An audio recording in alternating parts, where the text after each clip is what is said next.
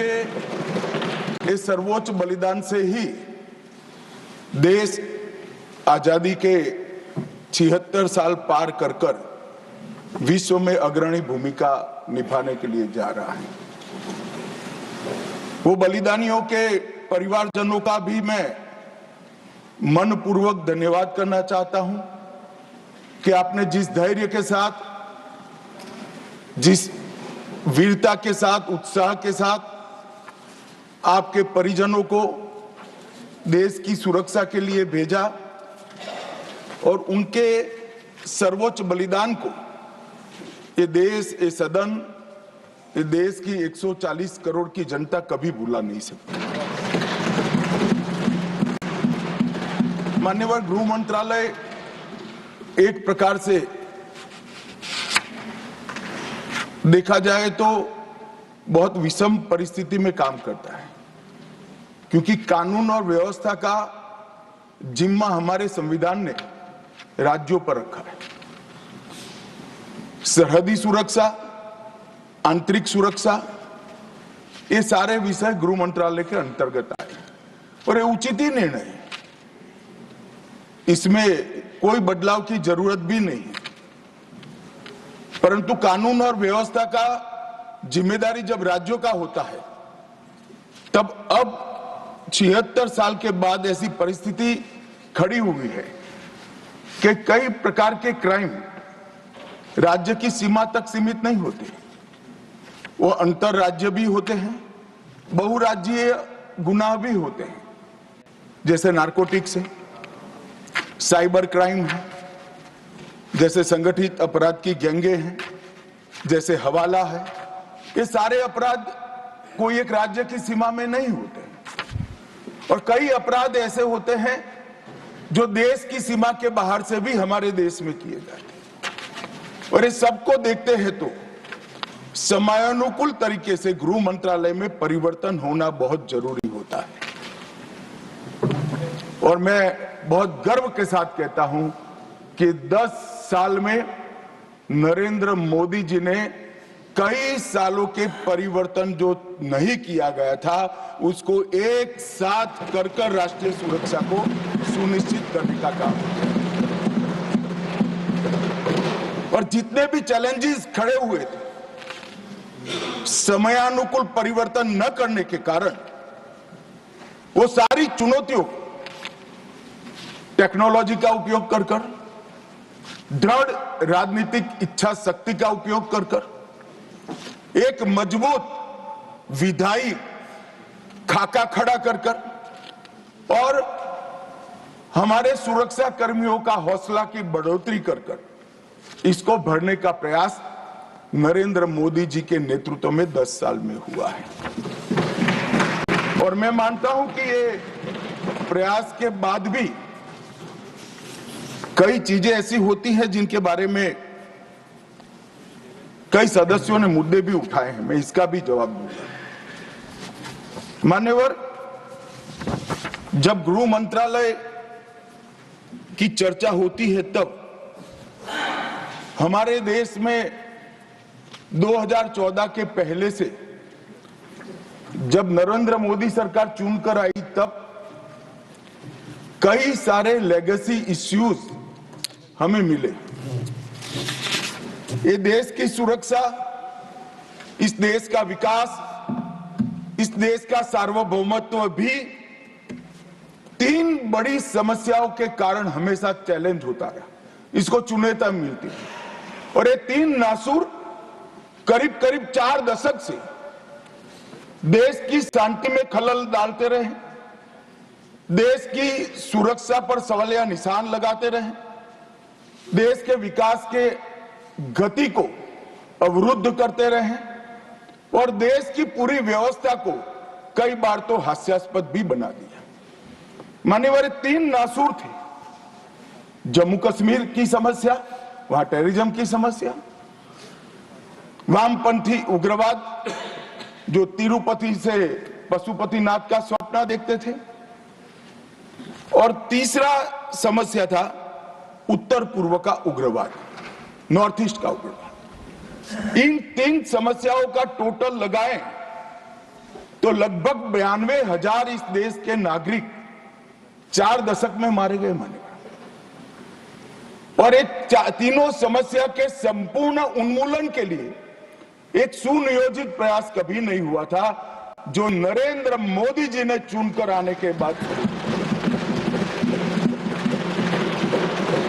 मैं सबसे पहले कश्मीर की बात करूंगा मान्यवर।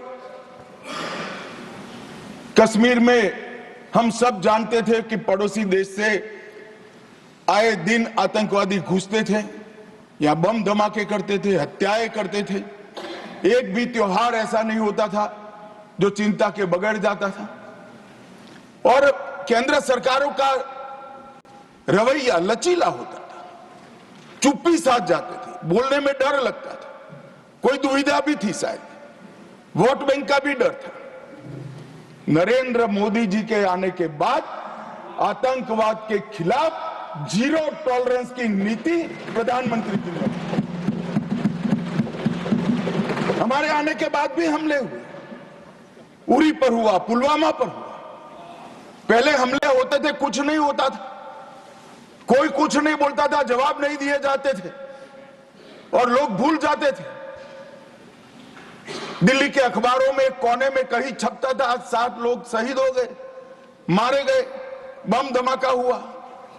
मगर कोई संवेदना तक समाप्त हो जाए, वहां तक चीजें लिंगरिंग रहती गई, लिंगरिंग रहती गई, लिंगरिंग रहती। मोदी जी के आने के बाद उरी और पुलवामा में हमला हुआ।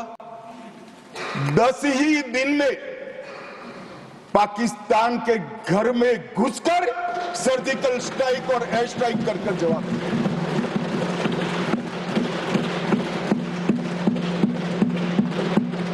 पूरे दुनिया में 2 ही देश ऐसे थे जो अपनी सीमा और सेना की सुरक्षा के लिए हमेशा सम्मान के साथ तत्पर रहते थे, इजराइल और अमेरिका।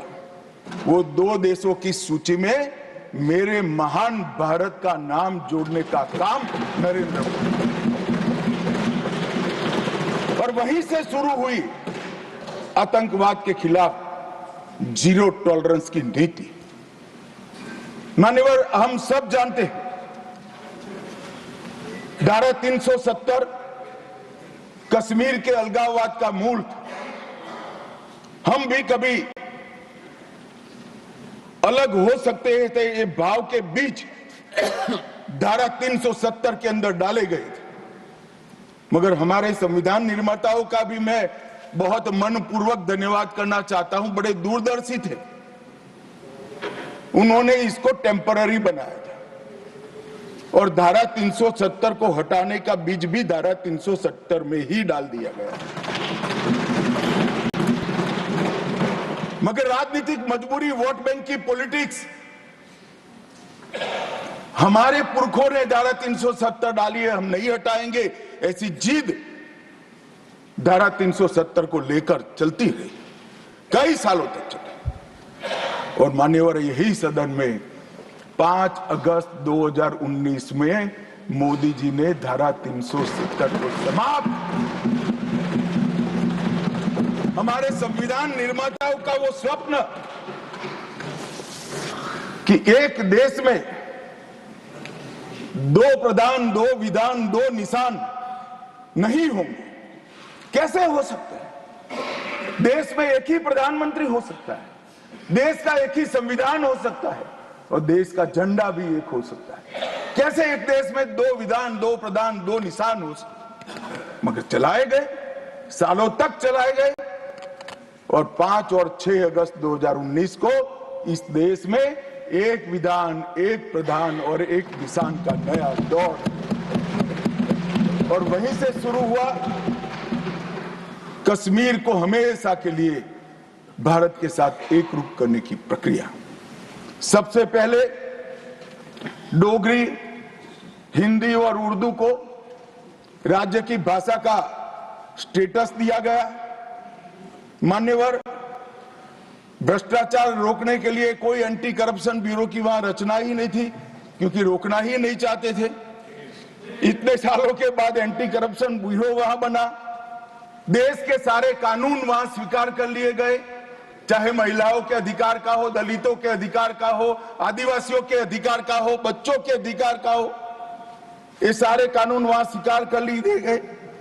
पठानकोट से एक नाका परमिट रखी गई थी एक भाव खड़ा करने के लिए कि देश के हिस्से में आप नहीं जा रहे हो।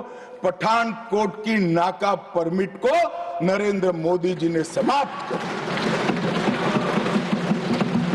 और नया दौर शुरू हुआ लोकतंत्र का, खुशहाली का, विकास का। आज ये कहते हैं क्या परिवर्तन आया है, मैं ध्यान से सुन रहा था, धैर्य न रहे ऐसे उकसाते थे, मगर मैं जवाब जरूर दूंगा। क्या परिवर्तन आया था सुन लीजिए। 33 साल से आपके शासन में रात्रि के सिनेमा हॉल नहीं खुलते थे, सिनेमा हॉल ही नहीं खुलते थे हमारे शासन में। वहां 34 साल से मरहूम के जुलूस का, ताजिया का परमिशन नहीं था, हमारे समय में दिया गया। G20 की बैठक में दुनिया भर के डिप्लोमेट्स वहां शांति से गए। कश्मीर की संस्कृति, संगीत, खाना और कश्मीर की खूबसूरती को एंजॉय कर कर वो अपने अपने देश में वापिस गए। मान्यवर, इस देश में लाल चौक पर तिरंगा फहराने के लिए हम सब भी गए थे। प्रधानमंत्री और हमारे तत्कालीन राष्ट्रीय अध्यक्ष मुरली मनोहर जी के नेतृत्व में कन्याकुमारी से कश्मीर यात्रा निकली थी। यहां से बहुत सारे लोग उसमें होंगे। मुझे मालूम है मान्यवर, हमें परमिशन नहीं मिल रही थी लाल चौक जाने की। जब जीत किया गया कि हम जाएंगे, जो भी परिणाम आए, सेना की रक्षा में वहां जाना पड़ेगा और आनंद फानन में ध्वजवंदन कर कर वापस आना पड़ा। वो ही लाल चौक पर हर घर तिरंगा में, एक भी घर ऐसा नहीं था जहां तिरंगा। श्रीनगर में फॉर्मूला 4 कार रेसिंग हुआ, वही लाल चौक पर कृष्ण जन्माष्टमी का महोत्सव रंग चंग के साथ मनाया गया। मां शारदा देवी के मंदिर में दशकों के बाद दीपावली और सरस्वती पूजन हुआ। खीर भवानी का ज्येष्ठ अष्टमी का महोत्सव 22 साल के बाद मनाया गया। और मान्यवर, सिर्फ 370 हटने से क्या होगा ये पूछते थे। इसके पीछे हमने कई सारे ऐसे कदम उठाए जिससे आतंकवादियों के साथ भारतीय बच्चों की जुड़ने की संख्या करीब करीब शून्य हो गई है। पूरे देश ने देखा होगा, 10 साल पहले आतंकवादियों का महिमा मंडन होता था, बड़े बड़े जनाजे के जुलूस निकलते थे। आतंकवादी तो आज भी मारे जाते हैं, हमारे समय में ज्यादा मारे गए। एक का भी जुलूस नहीं निकला, जहां मरते हैं वहीं दफना दिए जाते।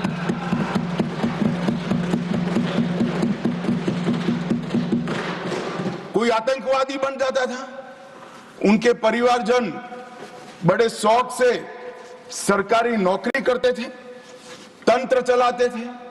हमने ढेर सारे आतंकवादियों के रिश्तेदारों को रूथलेसली सरकारी नौकरी से निकालने का काम किया और एक कठोर संदेश।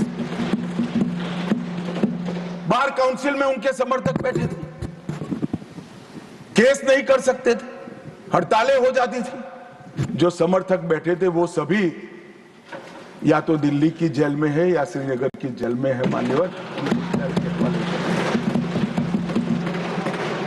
आतंकवाद और आतंकवादी दोनों के समर्थकों सरकारी रोजगार, पासपोर्ट देने में और गवर्नमेंट कॉन्ट्रैक्ट के लिए हमने बिल्कुल बैन कर दिया, हिम्मत के साथ किया और आज लोग नहीं जुड़ रहे। और इसका परिणाम क्या हुआ मानिए? ये कहते हैं क्या हुआ 370 से। मैं आज हिसाब देने आया हूं क्या हुआ 370 हटाने के बाद। 6 साल हो गए मान्यवर।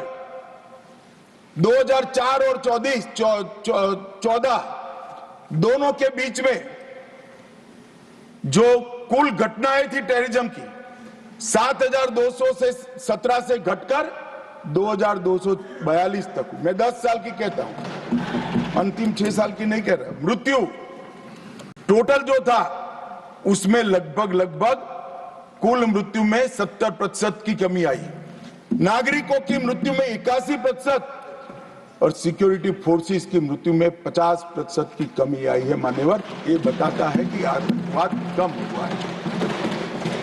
2010 से 14 में हर साल एवरेज ऑर्गेनाइज्ड स्टोन पेल्टिंग पथराव